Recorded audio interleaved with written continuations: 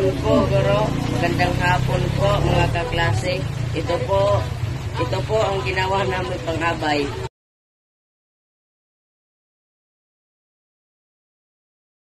Tao po! Tao po! Opo.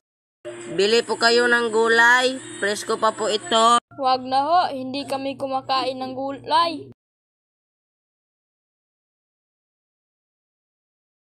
Babe, bili tayo ng gulay. Masakitin kasi ako eh. Sabi ng doktor, kumain daw ako ng gulay para hindi na bumalik ang sakit ko.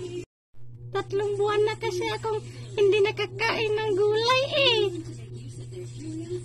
Pera ka ba dyan? Ay, may pira ako. Tika lang, kukunin ko ha.